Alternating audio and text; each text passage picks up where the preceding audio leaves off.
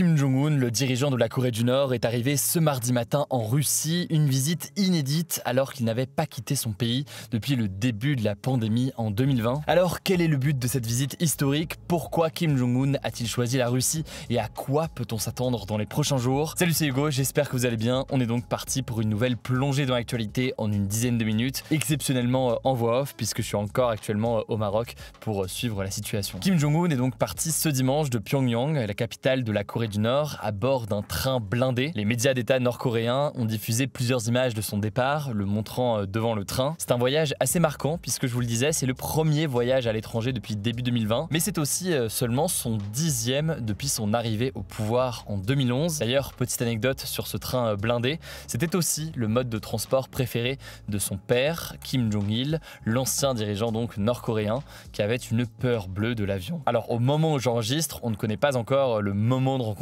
exact entre le président russe Vladimir Poutine et Kim Jong-un, mais selon l'agence de presse japonaise Kyodo, le train blindé est arrivé à la gare de Kasan en Russie, à la frontière nord-coréenne ce mardi, donc ça devrait être dans les prochaines heures, à partir donc de mardi après-midi. Mais alors pourquoi cette visite en Russie? Alors officiellement, selon un porte-parole de la Russie cité par l'agence russe RIA Novosti, Kim Jong-un doit rencontrer le président russe Vladimir Poutine pour parler, je cite, de sujets sensibles. Dit comme ça peut paraître assez flou, mais en réalité, on sait que le directeur du département de l'industrie des munitions nord-coréen était à bord du train avec Kim Jong-un. Et par ailleurs, selon un porte-parole du gouvernement américain, je cite, des négociations sur la fourniture d'armes entre la Russie et la Corée du Nord progressent activement. Selon le journal américain The New York Times, Kim Jong-un souhaiterait donc acquérir des technologies de pointe pour des satellites et des sous-marins. Et de son côté, Vladimir Poutine voudrait se procurer des missiles anti-chars ainsi que des obus d'artillerie. Bref, ce serait un échange, une livraison mutuelle d'armes et de munitions dans un contexte évidemment de guerre en Ukraine pour la Russie, mais aussi de Corée du Nord qui veut étoffer son armement. Mais alors comment réagissent les autres pays? Eh bien, pas forcément très bien. Et pour le contexte, en fait, il faut savoir que le 14 octobre 2006, donc ça commence à dater, le Conseil de sécurité des Nations Unies avait adopté une résolution qui avait été approuvée d'ailleurs par la Russie et qui visait à interdire toute vente d'armes à la Corée du Nord. La semaine dernière, le Royaume-Uni, la Corée du Sud ou encore le Japon ont donc déclaré qu'un échange d'armes entre la Russie et la Corée du Nord violerait cette résolution. De leur côté, les États-Unis ont déclaré que si un accord d'armement se concrétisait entre les deux pays, ils prendraient de nouvelles sanctions diplomatiques entre les deux pays. Une déclaration et un ton qui n'est pas forcément étonnant quand on sait évidemment que les États-Unis sont en très forte tension avec la Russie, comme d'ailleurs la Corée du Nord en ce moment. Bref, voilà donc pour ce que l'on sait en ce moment. On vous tiendra au courant évidemment demain dans les actus du jour. Je vous mets des liens en description pour en savoir plus. Par ailleurs, pour suivre la situation au Maroc, je le disais, rendez-vous directement sur notre compte Instagram.